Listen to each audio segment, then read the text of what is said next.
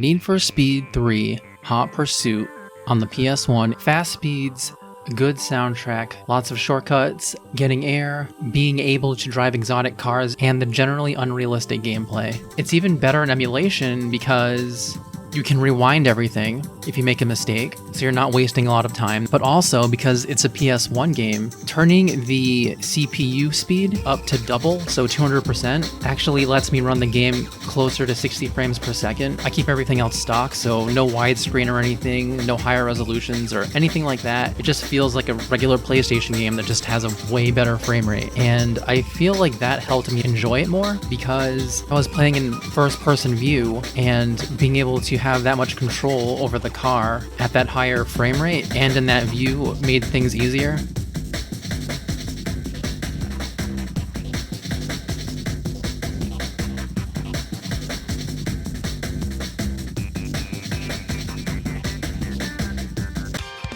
The dynamic soundtrack in this game is also really cool. So if you're just starting the race, it'll be kind of chill, but then once you're gaining speed or neck and neck with a bunch of other cars, the intensity of the track will change with that, and it works really well. The most memorable part in this game that did that for me was the Atlantica track. As you're going by the waterfront, there's this guitar solo going on.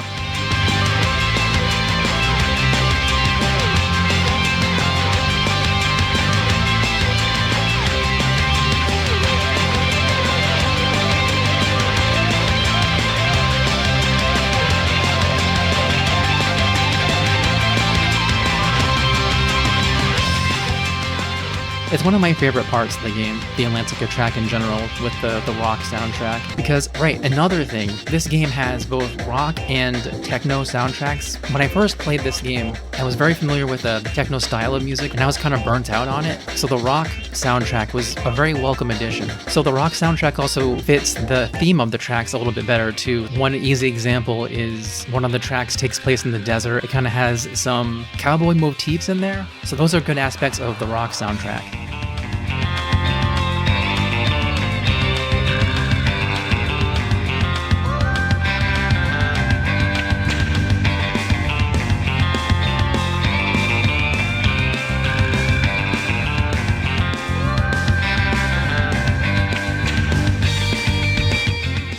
All of these tracks, by default, if you're in the tournament mode, they go on for 4 laps, and these laps are very long. So you're listening to this music for quite a while. So I did that, I switched to techno, and these tracks actually go really hard too. They're really good.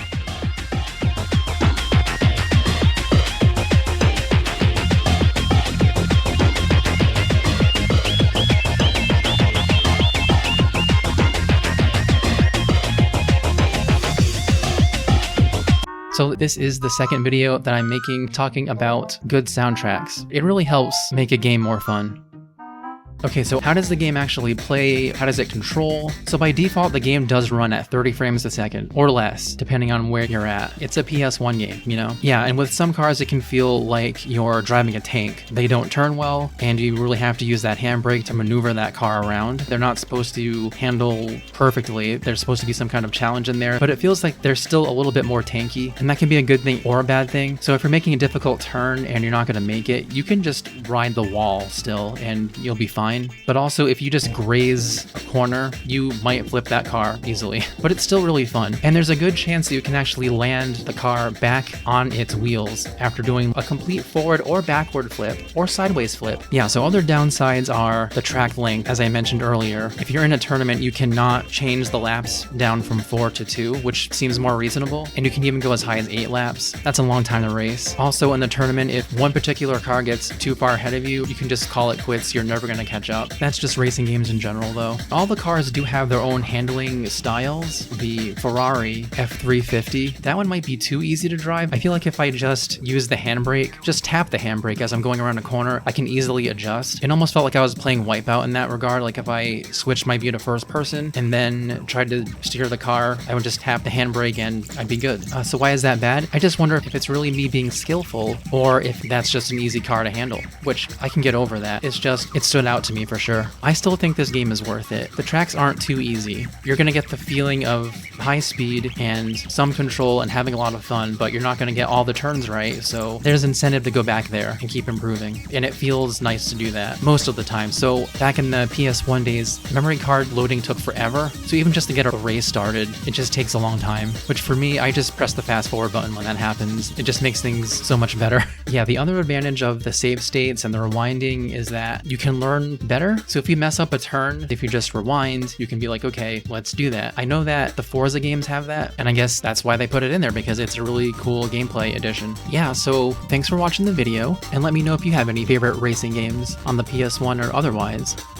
Have a good one.